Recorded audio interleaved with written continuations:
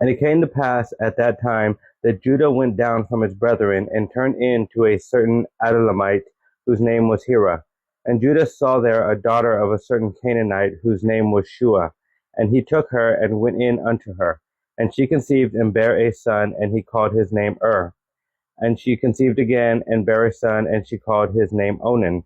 And she yet again conceived and bare a son, and called his name Shelah. And he was at Chezib when she bare him.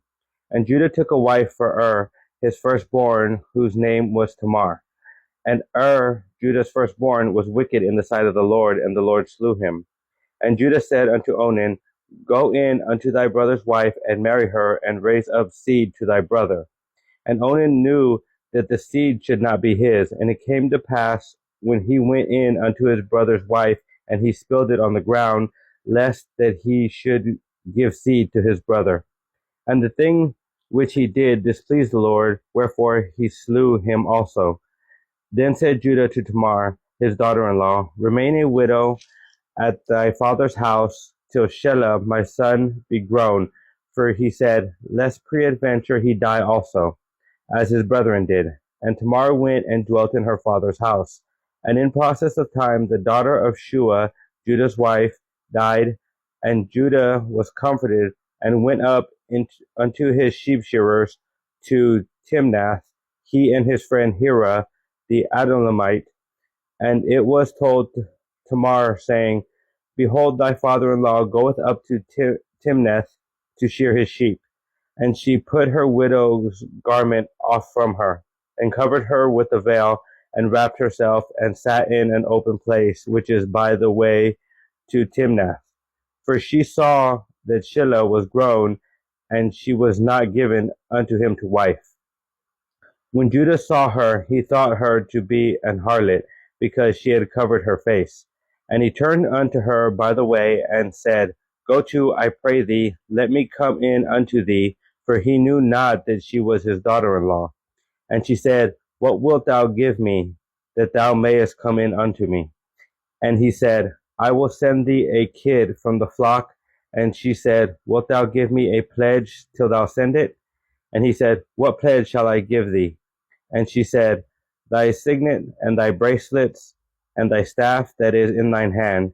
And he gave it her, and came in unto her, and she conceived by him. And she arose and went away, and laid by her veil from her, and put on the garments of her widowhood. And Judah sent the kid by the hand of his friend the Adullamite to receive his pledge from the woman's hand, but he found her not. Then he asked the men of that place, saying, Where is the harlot that was openly by the wayside? And they said, There was no harlot in this place. And he returned to Judah and said, I cannot find her. And also the men of the place said that there was no harlot in this place. And Judah said, Let her take it to her, lest we be shamed. Behold, I sent this kid, and thou hast not found her. And it came to pass about 3 months after that it was told Judah, saying, Tamar thy daughter-in-law hath played the harlot, and also, behold, she is with child by whoredom. And Judah said, Bring her forth, and let her be burnt. When she was brought forth, she sent to her father-in-law, saying, By the man who these are, am I with child? And she said, Discern, I pray thee, whose are these, the signet, and bracelets, and staff? And Judah acknowledged them, and said, She hath been more righteous than I, because that I gave her not to Shelah my son, and he knew her again no more. And it came to pass in the time of her travail, that, behold, twins were in her womb. And it came to pass when she travailed, that the one put out his hand, and the midwife took and bound upon his hand a scarlet thread, saying, This came out first. And it came to pass, as he drew back his hand, that, behold, his brother came out, and she said, How hast thou broken forth? This breach be upon thee. Therefore his name was Phares. And afterward came out his brother that had the scarlet thread upon his hand, and his name was called Zerah.